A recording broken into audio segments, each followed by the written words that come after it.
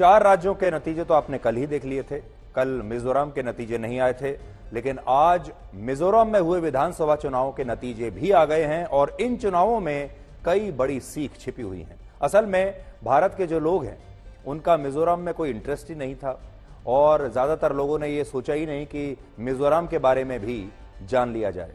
मिजोरम हमारे north east का एक इंपॉर्टेंट, एक अहम राज्य है और मैं आपसे ये कहूंगा कि उत्तर पूर्व के जो राज्य हैं, उत्तर पूर्व में रहने वाले जो लोग हैं, उत्तर पूर्व के जो हमारे दर्शक हैं, वो भी हमारे देश में उतने ही भागीदार हैं। और जितनी दिलचस्पी आपकी मध्य प्रदेश में है, राजस्थान में है, छत्तीसगढ़ में है, तेलंगाना में है, उतनी ही दिलचस्पी आपको मिजोरम जैसे राज्य में भी दिखानी चाहिए। और आप तो जानते हैं कि मणिपुर अभी हाल ही में राजनीति में छाया हुआ था और अचानक से लोगों की दिलचस्पी मणिपुर में बढ़ गई थी। लोग मणिपुर के बारे में जानना चाहते थे क्योंकि वहां काफी हिंसा हुई थी।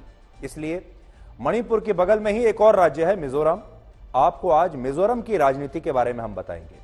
मिजोरम में इस बार एक ऐसी पार्टी को बहुमत मिला है जिसका गठन सिर्फ 4 साल पहले वर्ष 2019 में हुआ था और इस पार्टी का नाम है जोरम पीपल्स मूवमेंट, यानी ZPM।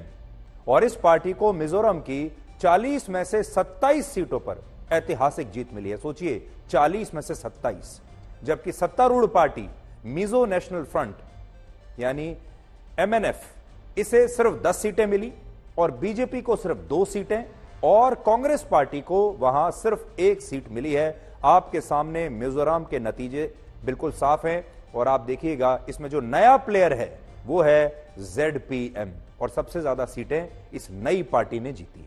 ये पार्टी सिर्फ 4 साल पुरानी है। मिजोरम में सरकार बनाने के लिए 21 सीटों की जरूरत होती है और इस हिसाब से ZPM पार्टी ने अकेले ही 27 सीटें जीतकर मिजोरम के चुनावों को जीत लिया है बड़ी आसानी से। यहां बड़ी बात यह है कि सिर्फ 4 साल पुरानी इस पार्टी को मिजोरम में सबसे ज्यादा 38% वोट मिले। MNF को 35%, कांग्रेस को 21% और बीजेपी को सिर्फ 5%। और इससे भी बड़ी बात यह है कि इस 4 साल पुरानी पार्टी ने मिजोरम की 62 साल पुरानी पार्टी को एक बहुत बड़े अंतर से चुनावों में धाराशायी कर दिया। और इसका कारण है इस पार्टी की कट्टर ईमानदार छवि। ZPM नाम की यह पार्टी मिजोरम में भ्रष्टाचार के खिलाफ हुए एक आंदोलन से निकली है और यह आंदोलन वर्ष 2016 में हुआ था।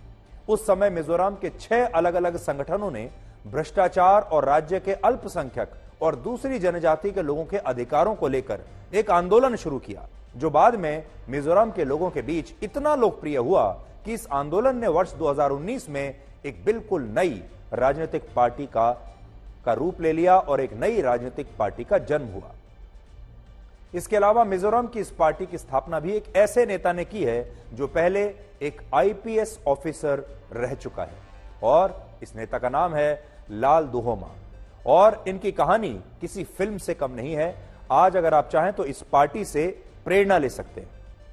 74 वर्ष के लालदुहोमा ने राजनीति में आने से पहले वर्ष 1972 से 77 तक मिजोरम के तत्कालीन मुख्यमंत्री के प्रधान सहायक के रूप में काम किया और इसके बाद जब वो IPS ऑफिसर बन गए तब उन्होंने गोवा पुलिस में काम किया और फिर वर्ष 1982 में उन्हें भारत की तत्कालीन प्रधानमंत्री इंदिरा गांधी का सिक्योरिटी इंचार्ज यानी सुरक्षा प्रभारी नियुक्त किया गया। इंदिरा गांधी के सुरक्षा प्रभारी थे ये। और इसके बाद कांग्रेस पार्टी में भी उनकी काफी चर्चा होने लगी, उनके नए दोस्त बन गए कांग्रेस पार्टी में। ये वो दौर था जब मिजोरम में पूर्ण राज्य की मांग को लेकर आंदोलन चल रहे थे और कांग्रेस पर मिजोरम के क्षेत्रीय दलों का बहुत दबाव था और इसी के बाद लालदुहोमा को कांग्रेस में शामिल होने का प्रस्ताव भेजा गया और 1984 में वो पुलिस सेवा से इस्तीफा देकर सक्रिय राजनीति में आ गए और पहली बार 1984 में उन्होंने लोकसभा का चुनाव लड़ा और जीत भी गए। इसके अलावा लालदुहोमा भारत के पहले ऐसे सांसद और मिजोरम के पहले ऐसे विधायक हैं जिनकी सदस्यता को दल बदल कानून के तहत रद्द किया गया, यानी दल बदल कानून के पहले शिकार यही थे। यहां 3 और ऐसी बातें हैं जो मिजोरम के इस 74 वर्षीय नेता को बहुत खास बनाती है।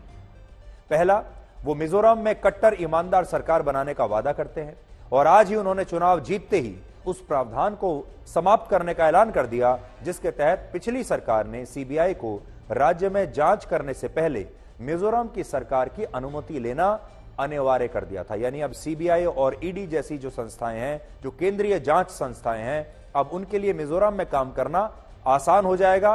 और इन्होंने आते ही केंद्रीय जांच संस्थाओं के लिए, जांच एजेंसियों के लिए मिजोरम के दरवाजे खोल दिए।